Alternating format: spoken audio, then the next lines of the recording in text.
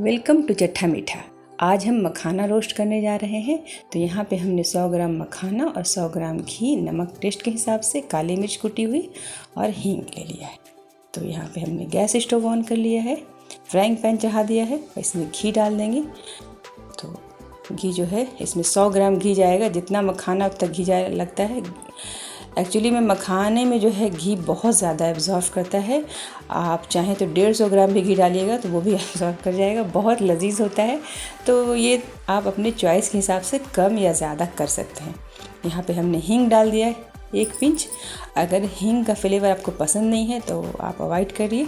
और यहाँ पे हमने नमक डाल दिया और मखाना डाल देना है। ज़्यादा गर्म नहीं करना, जलाना वगैरह कुछ नहीं, क्योंकि अभी रोस्ट करना है तो ये हींग नमक सब साथ में ही रोस्ट हो जाएगा। अच्छे से जो है मखाना में एब्जॉर्ब हो जाएगा और बहुत ही लजीज होगा।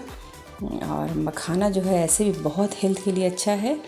तो शाम के स्नैक्स में चाय के साथ, कॉफ़ी के साथ मखाना रोस्ट कर लीजिए, बच्चों को दीजिए, बहुत अच्छा रहता है हेल्थ के लिए। बच्चे, बूढ़े, और ये बूढ़े जिनको दांत नहीं है वो भी खा सकते हैं। मुंह में लेते ही वो बिल्कुल घुल जाता है और घी से एकदम मुंह में एकदम चुप चुप, बहुत प्यारा लगता है, बहुत अच्छा लगता है। तो बस बनाइए, एकदम आसानी से रोस्ट हो जाएगा। मगर एक चीज़ का ख्याल रखना है कि फ्लेम एकदम सिम रखना है। देखिए बहुत प्यारा सा कलर हो गया, हमारा मखाना रोस्ट हो गया है। मैंने यहाँ पे स्टोव ऑफ कर दिया। और ये कुटी हुई काली मिर्च जो है 1/2 टीस्पून के करीब है, फ्रेश कुटा हुआ ही यूज़ कीजिए। अब डाल के इसे मिक्स कर लेना, अच्छे से मिला लेना है। इस दौरान जो है स्टोव ऑफ हमने कर दिया है क्योंकि अब रेडी हो गया है।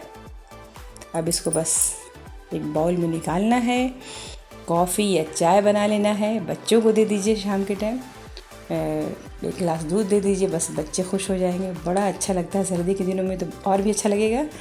तो ज़रूर देखिए, इस तरह से एकदम कैसे देखिए मैश हो गया, एकदम क्रश हो जाता है बिल्कुल। अभी बहुत गर्म है, एकदम हाथ जल रहा है। तो अगर ये वीडियो अच्छा लगे तो ज़रूर लाइक कीजिए, शेयर कीजिए, कमेंट्स कीजिए, हमारे चैनल को सब्सक्राइब कीजिए।